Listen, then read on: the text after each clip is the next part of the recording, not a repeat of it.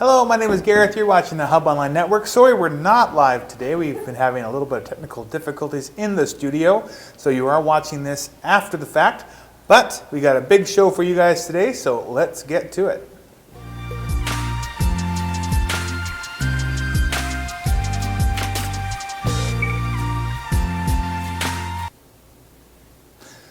So a little bit of housekeeping to start ourselves off with. We are wanting to make the gradual move to YouTube. So what we're going to be doing is so next week on Monday and Friday, where Monday is going to be our live show, and then Friday on Facebook, and then Friday is going to be our live show on YouTube. We're going to do this for the next couple of weeks, and then eventually we will just be on YouTube and pasting everything, sharing to our Facebook account. The reason that we're doing this is so that everybody has access to YouTube more so than people have access to Facebook. So we feel that we'll be able to reach more people through YouTube. Also, it is our personal goal, as we've been taking a marketing course, to get 60 new people to follow us on our YouTube channel by the end of the summer. We think it's a very reasonable goal to do that, but we can't do that without posting new content to YouTube. So if you already like us on Facebook, make sure that you check out our YouTube channel and subscribe to us on there so you can get caught up to date with all of the Hub Online Network content. So now, moving on to the COVID numbers for the last couple of days. On June 16th, we had 10 new cases with no new deaths. And on June 17th, we had 19 new cases with no new deaths. And we'll listen to what Dr. Bonnie Henry has to say right now. Quick, I have her all queued up. Let me just take my thing here. So today we have 8 additional people who have tested positive for COVID-19 in British Columbia, bringing our total to 2,783 people in BC, and that includes 950 people in the Vancouver Coastal Health Area, 1,441 in the Fraser Health Area, 130 people in the Vancouver Island Health Region, 197 people in the Interior Health Region, and 65 people in the Northern Health Region. We have no new healthcare related. So 8 new people have come down with COVID-19 in the past day. That's not so bad when yesterday we had 19, so we're cutting our numbers in half. Hopefully that stays the trend for the next little while. Also, if you're wondering why I have a medal around my neck, I walked to work this morning. I live in Cache Creek. I work in Ashcroft, so I walked 10.5 kilometers. I got up at 5:30 this morning to come into work, and my coworkers were all graciously waiting for me, and they ended up giving me a medal. So I thought I should wear it for the show, if nothing else. We might actually have a few pictures of my whatever with my steps and stuff. So my legs are pretty sore. Overall, pretty difficult to lift my legs up right now, but it was well worth it, and I'm hoping to do it a couple of times a week moving forward for various different reasons. So anyway, that was awesome, and if you pass me in the Bluffs, watch out for me next week and the week after, as I will be walking in again 2 times a week. Now, in Ashcroft, we have, this is from the Ashcroft Village office. They say, well, we intended to open village playgrounds last week. The hand sanitizer required for safe reopening is on back order. Due to the hands-on nature of park equipment, the playgrounds will be taped off until further notice. However, the skate park will be unlocked today. It will be open without provided hand sanitizer to use, so use at your own risk and have fun. A public hearing will be held at 601 Bancroft Street, June 22nd at 6 p.m. to consider rezoning a portion of the 1479 Government Street property from agricultural to low-density residential. Due to COVID-19 restrictions, 4 members of the public will be permitted in council chambers at once. Should more than 4 people attend, each will have 2 minutes to represent their interests, then proceed to the back of the line should they wish to speak again.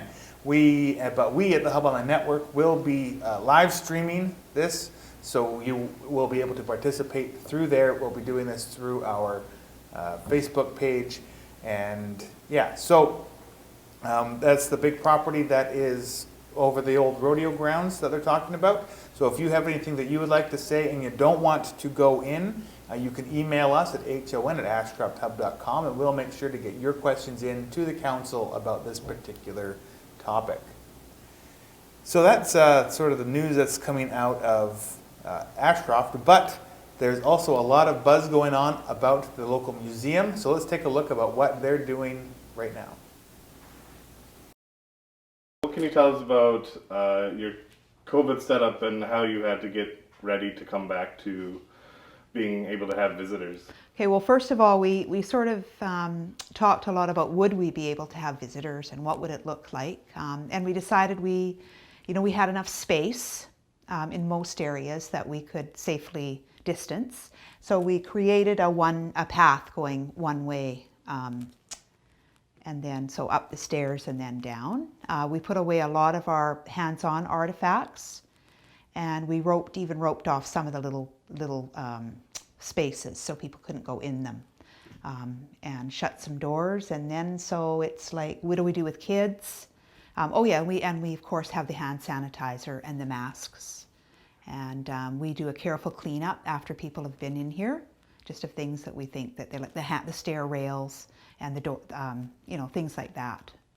And then we did a lot of online stuff for kids, because we knew we wouldn't have our kids groups in this year. So we did a lot of online things for them, different little things, and as well as creating videos. And we decided that one of us would be at the front door and one of us would be upstairs. So any people passing in the narrow stairways, we could stop them and have people safely come down without another group going up. So different things like that. Yeah. Great. And what are the hours of operation? We're open 9 to 4. And that's Monday through Friday? Yep, that's correct. Okay. And is there anything new that you'd like people to know about? Oh, we got a wonderful donation of some old dolls this year from a family that lived here quite a while ago. And so people have brought in extra dolls since then.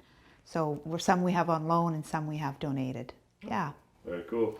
Yeah. And just lastly, is there any other information that you want the community to know about? Oh, we have been doing Project of Heart, which is the village guys made us little white tiles. Project of Heart was started to make people aware of the Indian residential schools and what the students had gone through. And so they come in, and we've done that. This is our 3rd day of doing that. Some of the tiles have gone to the schools, and they just paint or use a permanent marker, and they draw a picture of their feelings about the Indian residential schools, and they do it in honor of a survivor, or they do it in honor of one of the children that lost their lives while attending. Yeah. And was that the table I saw outside? Yes. Set up yesterday? Yeah. So we'll be setting up today again. Okay, cool. For a few hours. Yeah. And we've also had people just come and take them home. Oh, nice. And they're going to redo them and bring them back. So they feel more comfortable doing that. And then will it be a display? Yes, we're hoping to create a couple of mosaics out of them, very cool. depending on how many we get. Right on. Yeah. So. Okay. Well, thank you very much. You're welcome. Thanks for coming in.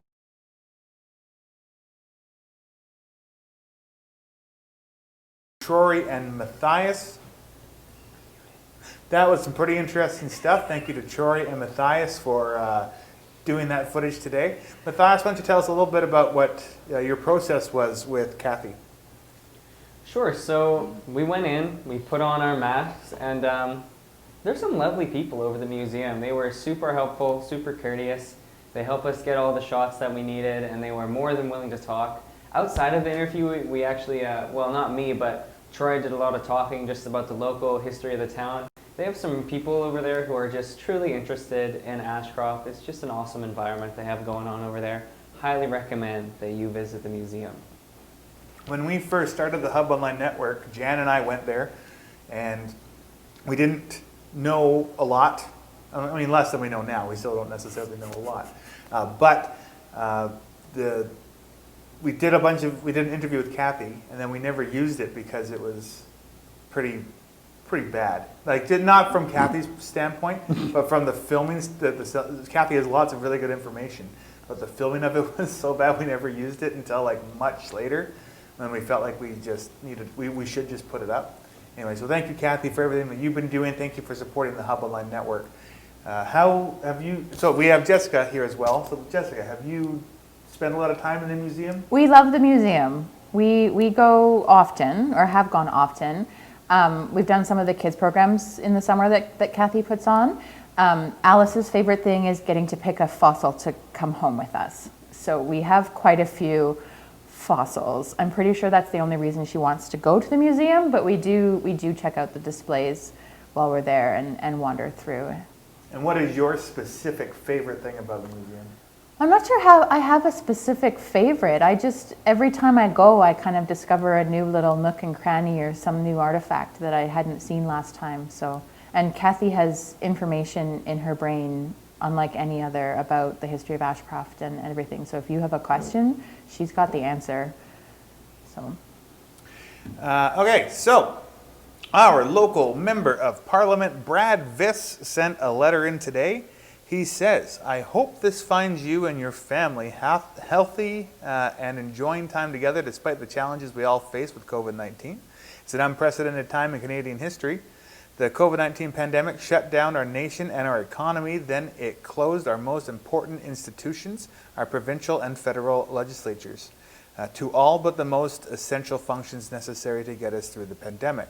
But now it's threatening to shut down Canada's democracy entirely. Prime Minister Justin Trudeau is using COVID-19 as the excuse to shutter Parliament until September, and he wants to keep it closed even longer.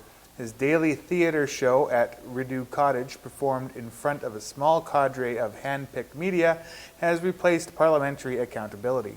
A government that substitutes Parliament with press conferences is not a democracy. If it's safe to shop at Walmart, Superstore, and Costco, if it's safe for our MPs, it is safe for MPs in the chamber 4 days per week for COVID-19 committee meetings. If it's safe for the Prime Minister to attend a protest rally and violate every social distancing edict issued by his own government, how is it not safe to sit in the House of Commons? That's a question only Justin Trudeau and Jagmeet Singh can answer. They struck the deal that shut down Parliament until September, and they want to extend the closure even further. Never before in Canadian history have the opposition parties being prevented from doing their jobs. It's long past time to end this charade and put the men and women Canadians elected to represent them back to work. This isn't a partisan issue. This is about whether or not Canada should have a functioning democratic parliament with opposition parties providing oversight and accountability. If elected representatives don't believe the parliament is an essential service, they should take a hard look in the mirror and ask themselves why they ran for public office in the first place. No government in Canada's history has spent more money in less time than Justin Trudeau's minority. Since being re-elected last October, he hasn't tabled a budget, nor does he intend to present one anytime soon. It's a little bit of a long letter. The finance minister hasn't even presented an economic update, so nobody knows where tens of billions of dollars went or where the next hundreds of billions will go. We were in deep financial hole before COVID-19 struck, and today, June 17th, the Trudeau government is forcing a vote on $6 billion in new spending. This is on top of the $81 billion already allocated. He demands the bill to be passed without amendment after a pitiful 4 hours of debate. Nobody can read and review a novel in 4 hours, let alone Trudeau's latest billion-dollar spending bill. And why bother with a debate at all if amendments are not permitted? It's obscene. I will be in Parliament asking the hard questions our Prime Minister and Finance Minister keep trying to avoid. I will continue to fight for the answers you elected me to find, and I won't stop until I get them. COVID-19 alone was devastating for Canada. We cannot allow our Prime Minister to use it to bulldoze our parliamentary democracy as well. Brad Viss, Member of Parliament, Mission Matsqui, Fraser Canyon. So, again, remember that we at the Hub Online Network do not support any specific political party, person, place, or thing, or group. We are just reading to you what our local MP is talking about.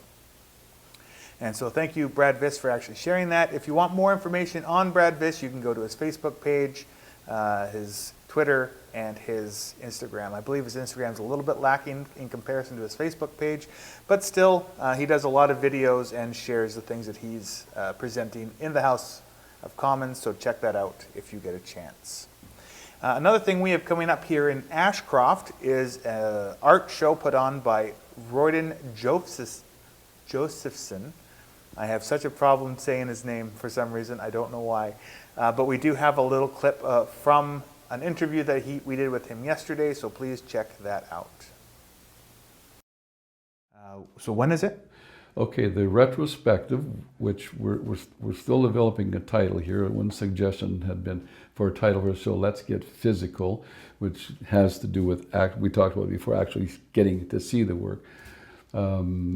The show will be at the Sidewalk Gallery and the Extension for July and August. Angela's there most of the time in the Roll Gear office, so she'll be there. I'll be there probably quite a bit of the time during the week. And there'll be contact numbers if people see something that they must have right away. How many pieces are you putting in? Haven't decided yet. It'll depend on the space. Right. Some of the pieces I have are rather large. So there are 6 windows across the front of the extension. And what I'm hoping to do is hang them back to back so that you see some from the window, and when you go inside, there'll be another painting on the other side. So we'll use the space that way, then the wall space.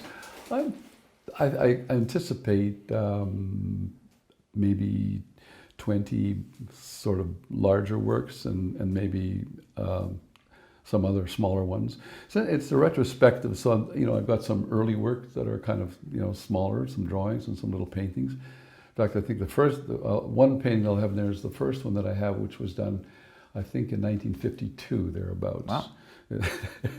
It's a little watercolor drawing of me on my pony jumping over a log. It's about this big. I think I'll put that in. Are the paintings for sale?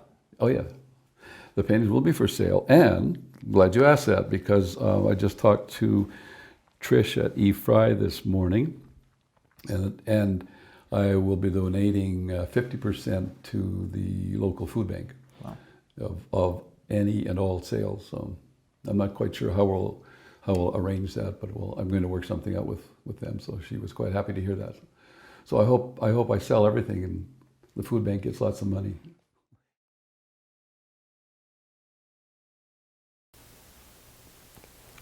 So thank you, Mr. J, for letting us come in and do an interview with you. You can see the whole interview on our YouTube channel next week.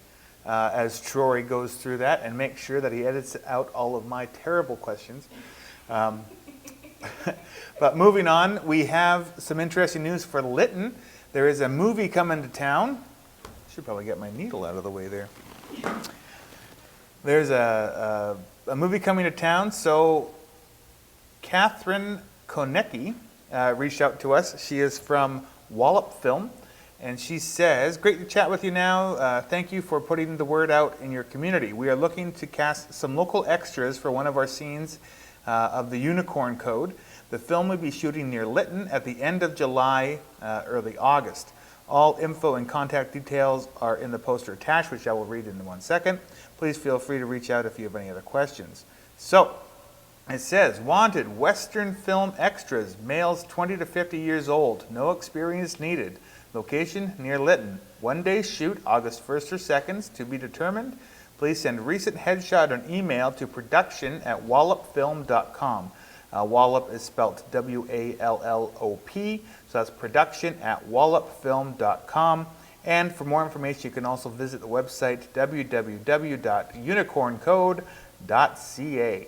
So if you're interested in being an extra in a movie in Lytton, please get a hold of them, and they will gladly hook you guys up if they feel that you meet their criteria.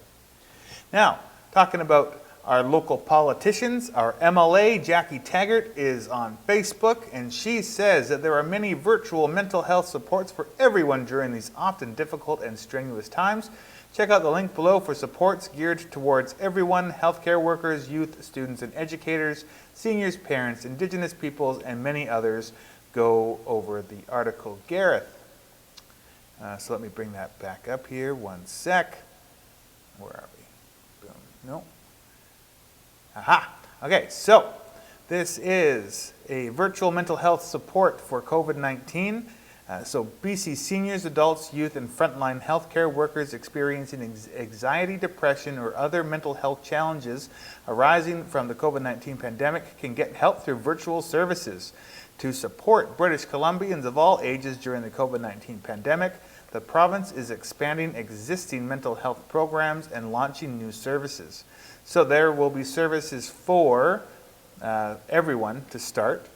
So a couple of these services are a thing called Bounce Back. So Bounce Back provides free access to online video and phone-based coaching and skills building programs.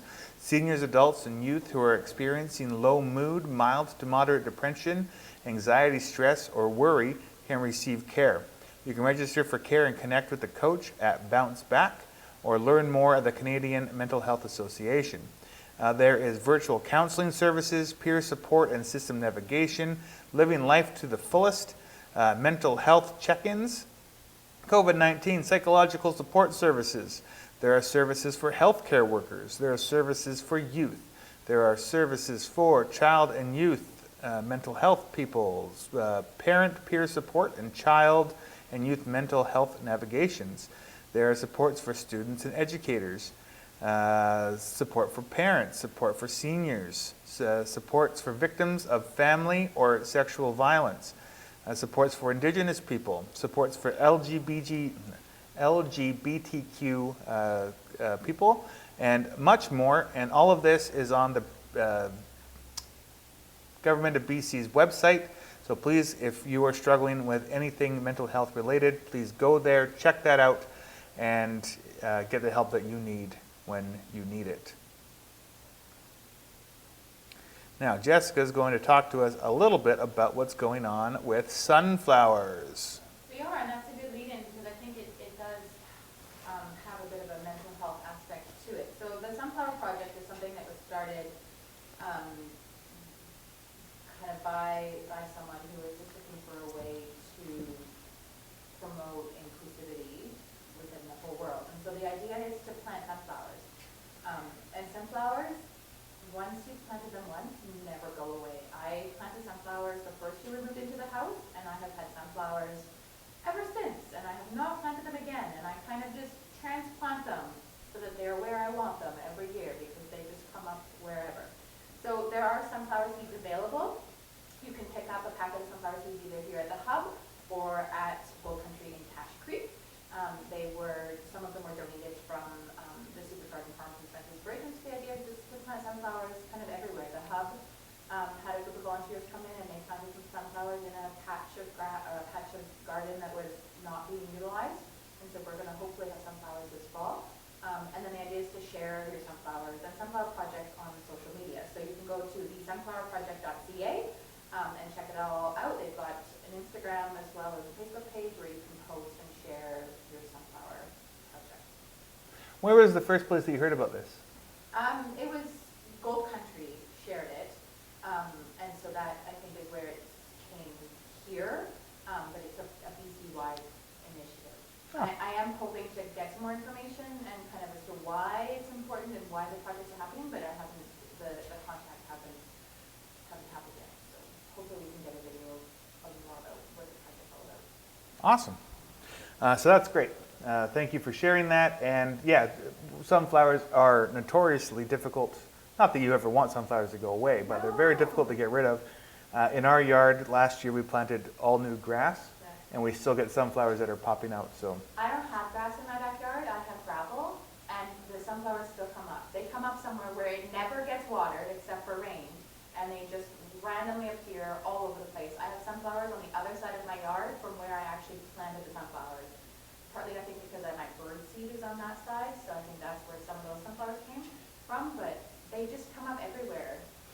And I love it. I love sunflowers. I would have my whole backyard of sunflowers if the dogs and Alice didn't have to run around in the backyard. oh, Alice. So let's hear from Matthias in regards to defunding, or the possibility of defunding the police. Yeah, so it's just a point of interest for me. Defunding the police is probably a buzz phrase that you've heard thrown around a lot, but it's kind of confusing because there's not a lot of information out there about what it actually means. So I just wanted to give a brief summary of what defunding the police would actually look like and what it means for us here in Canada. So, defunding the police. This is different from abolishing the police because defunding doesn't necessarily mean getting rid of all police. That would be abolishing.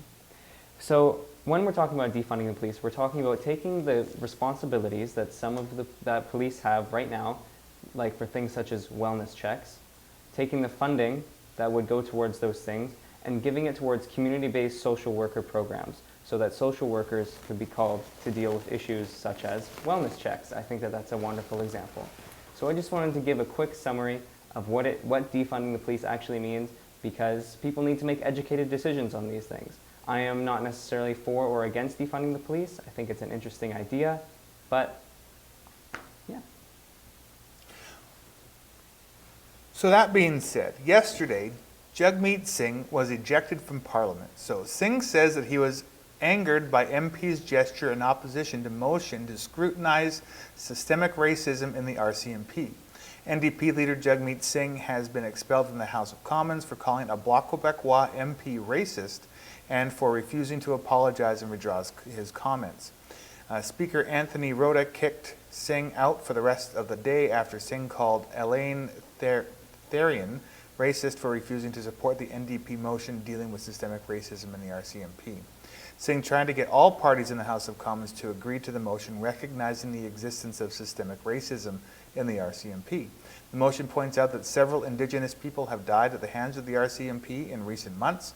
The motion also asked MPs to support a review of the RCMP's budget, to demand that the RCMP release all of its use of force reports, and to call for a review of the RCMP tactics for dealing with the public. Therrien was the only MP in the House who refused to support the motion, prompting Singh to call the Bloc MP a racist. Deputy Speaker Carol Hughes responded by saying that she would review the record because she did not hear Singh when he stood up and said, "It's true, I called him a racist, and I believe that's so." Singh was asked by Hughes to apologize. He said, "I will not," he replied. The matter was referred to Speaker Rota, who returned to the House and ordered Singh to leave the Commons for the remainder of the day. At a press conference later in the day, Singh was asked if he would repeat the allegation against Therrien outside of the House of Commons, where he is not protected by parliamentary privilege. So that was yesterday. It was pretty interesting, so we did watch it. What I wanted to actually do was get the clip of it, but for some reason I couldn't put it onto my computer properly, so I apologize for not having that clip. It was pretty interesting to watch. But let us know what you think. Should Jagmeet Singh have been kicked out of the House of Commons for the day? Should this gentleman just have voted yes, or should he still have voted no? Let us know what you think in the comments, or you can send us an email.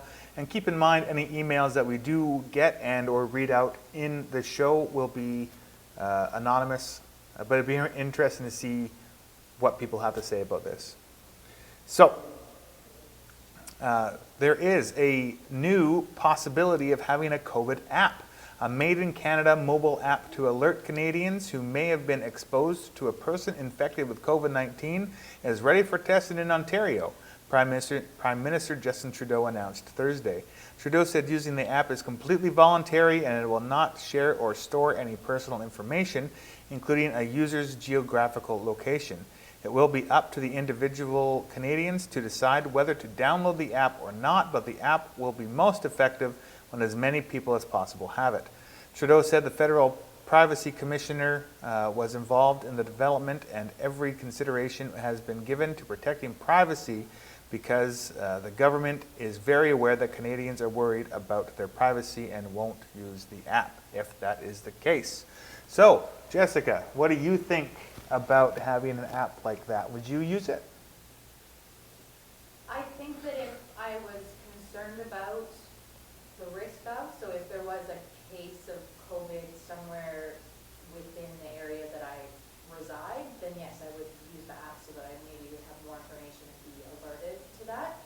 I feel like right now we live in a bubble where we're not as affected by COVID as other places.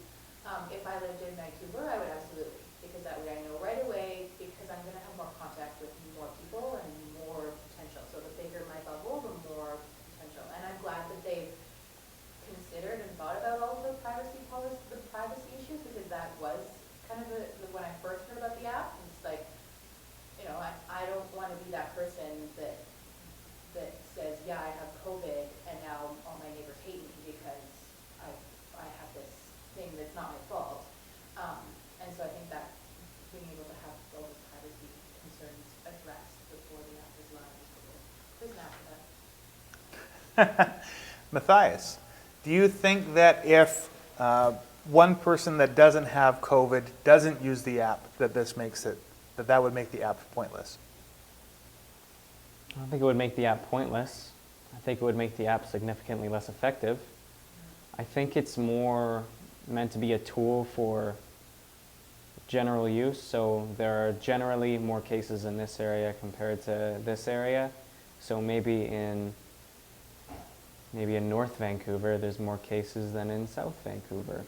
Something like that. Not necessarily on my street how many cases of COVID there are, because yeah, of course it's going to be super ineffective at tracking that.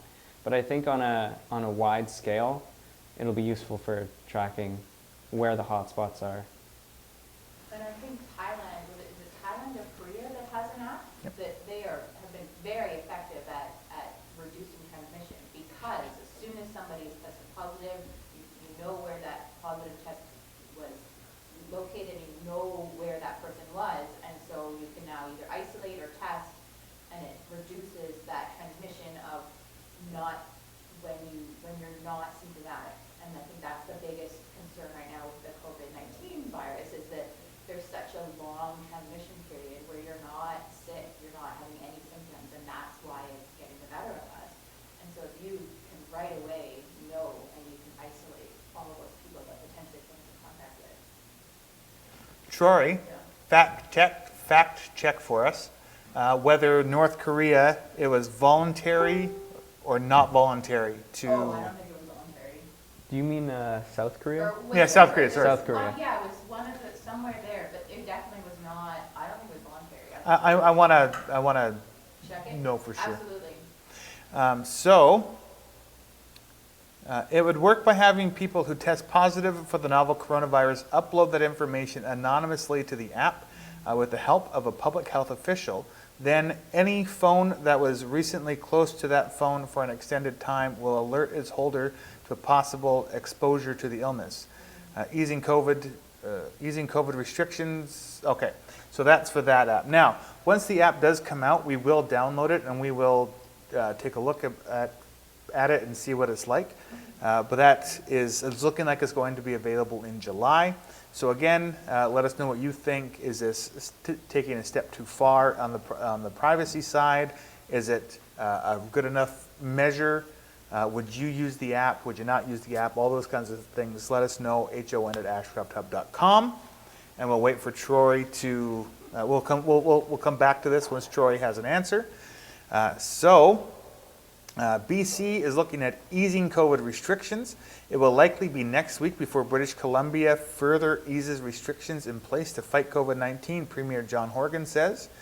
He said Wednesday he's waiting for modeling numbers next week, updating the status of COVID-19 infections before announcing whether the province is ready to move to the next phase of its restart plan. He says, I'm hopeful at that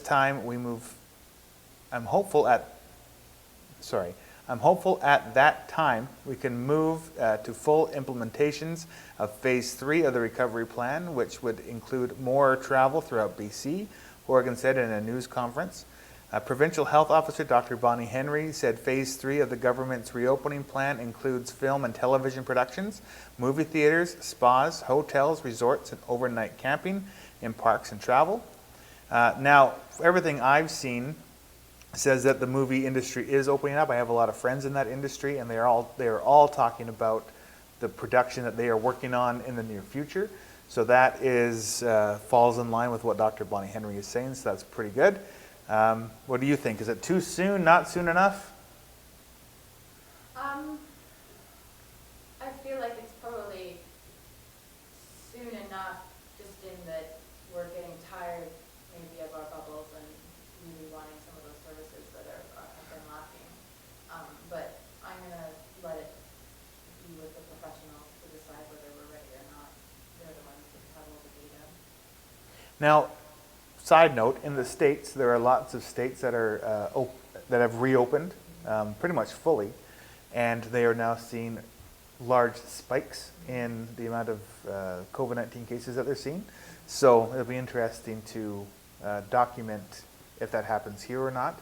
Now, as far as I've seen, everything is already moderately open. I haven't seen a lot of people staying super far apart. People generally following the rules in our area of the world. But it would still be interesting to see what happens, especially in Vancouver. I think in Ashcroft and Cache Creek, people. That's the thing, I feel like we're in a bubble. Yeah. Yeah, and I did read a CDC article that we got about masks potentially being mandatory for specific instances.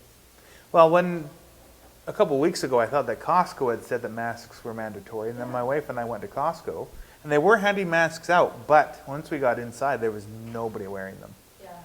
So, I always have one with me in case I feel like I can't physically distance. right. But it definitely is like, as long as I know that I can stay far enough away from people, I don't have the mask. I did wear the mask when I went and got a pedicure because it was mandatory.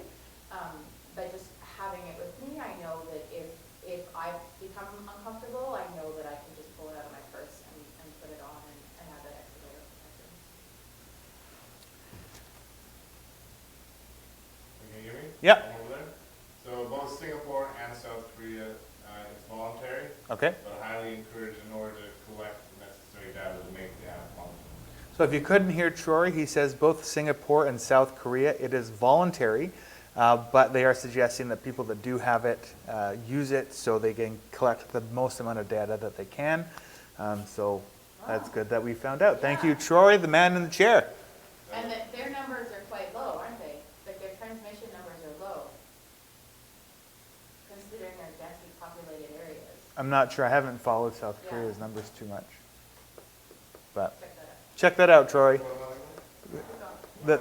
The numbers in South Korea. So in Kamloops, there is the Snowbird Memorial.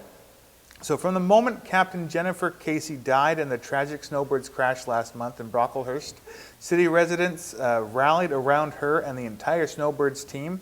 Shortly after the accident on May 17th, Briglio proposed renaming Airport Road to Captain Jen Casey Memorial Way. As the Tuesday afternoon, June 16th, Briglio has shut down the petition, which received more than 45,000 signatures online. So it sounds like they're moving ahead with that. So that's pretty awesome. And again, it's very sad to hear about that particular crash, especially when what they were trying, for what they were trying to do was just spread hope and optimism. Very sad. But one day when I drive down Captain Jenny Casey Memorial Way, I'll just slap a salute. And so that's pretty cool, Kamloops. So now we're going to talk about Canada Day with Jessica. So tell us what's happening for Canada Day in Ashcroft. I'm so excited to be here with my Whiting Rivers Arts and Performance Society hat on. I'm the current president, and we made the decision to still have a physical Canada Day celebration. One of those reasons was because we really felt like everything was going virtual, and one of the things that everybody is missing is just that physically distant still, but interactions, being in the same space with other people. And so we're not going to have it at Heritage Park. It's not going to be one ceremony. It's not going to be an hour and a half long. We're going to have it at 3 locations, very small, just music, some speeches, O Canada, and ice cream from Dairy Queen. So the 3 locations will be the Pool Park, which will be at 11:40, the Blue Truck downtown at Heritage Park, which will be at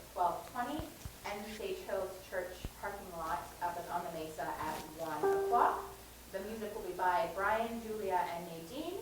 And so we'll just have a very pared down so that everybody can physically distance. The Hub on the Net will be recording one of those sessions, and we'll have it up hopefully that same day. So if you don't feel comfortable or you're not able to get to one of the events, you can still participate in celebrating Canada's 154th, I think, birthday, which is that third? Troy, look it up. I can't remember. How old is Canada? Come on, Google, quick, quick, quick. Oh, man. So I hope that you can come out and celebrate with us. Posters will be up around town next week, and we can just celebrate continuing to stay physically distant. With the music, singing, we're actually going to be even more physically distant than we would be, but just have that celebration and that little sense of community. Sorry. I'm done talking. Awesome. Back to you, Gareth. Good job, Jessica. I'm looking forward to our Canada Day celebration and filming that. And then, like Jessica said, you can check that out on the Hub Online Network. Yeah. Now, there is a new restaurant in town, and it's called Slim Jim's Diner. Now we at the Hub Online Network are going to do, or go talk to them about doing some sort of an op-ed about them and the types of food that they sell. But that did not happen today. However, as we were driving around town this afternoon, we did notice that there is a wacky, wavy, inflatable arm tube man in front of Slim Jim's Diner. So guess what we did? Play the clip. I'm trying to find it. I'm trying to find the clip. He's trying to find the clip. I was too busy dancing. I was too busy dancing to have the clip. clipping. Oh my gosh. Oh my gosh. Oh my here's the God. clip.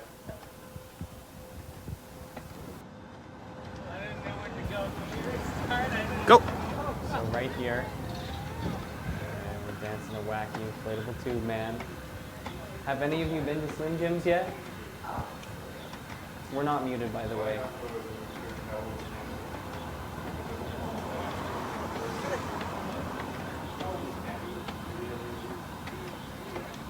How old So is Canada? 153. Canada's 153rd birthday. Okay. And I know there's a rabbit hole that they can go down where apparently the information in South Korea is being given out, so now they're concerned that it's a, what is that, surveillance thing? I don't know how that applies to the Tracy Gilliard, but. Am I live? Yeah. Oh. So, sorry, we were just talking to Troy there. Troy is telling us that South Korea's numbers are, in fact, on the rise, and Canada is 153 this year. So Jessica was way off by saying 154. I'm sorry, Canada. I had a year ahead of myself. Now, we did already talk about sunflowers. I just want to make sure that I don't have anything else to talk about. Oh, yes. Seoul in particular is specifically saying that in the capital, it's on. In the capital of South Korea, the numbers are going up. Thank you, Troy, man in the chair. Now, the last major story that I have is a worldwide, is a more, this is the fighting between India and China. So this is just a really quick thing here. So this incident follows rising tensions and is the first deadly clash in the borders area in the last 45 years. The Indian Army initially said 3 of its soldiers had been killed, adding that both sides suffered casualties, but later on Tuesday, officials said a number of critically injured soldiers had died of their wounds. India's External Affairs Ministry accused China of breaking an agreement struck back in the previous week to respect the line of actual control in the Galwan Valley. So what happened was there were 2 opposing sides along the Galwan Valley, and one side was on the Chinese side of the border, one side was on the India side of the border. A scuffle broke out, and both sides of the opposing forces ended up, and there's no guns allowed here, so they ended up getting into a huge fist fight, and several people were killed by being bludgeoned to death with rocks and or clubs and or fists. So after that, tensions rose pretty rapidly, but neither side, it is determined that neither side really wants to have a war. So they are de-escalating as quickly as possible, but it was an interesting story that we thought we should share. So the last thing that we have is another thing to just give one more shout out to the grads. So let's play that, and then we'll come back and end the show.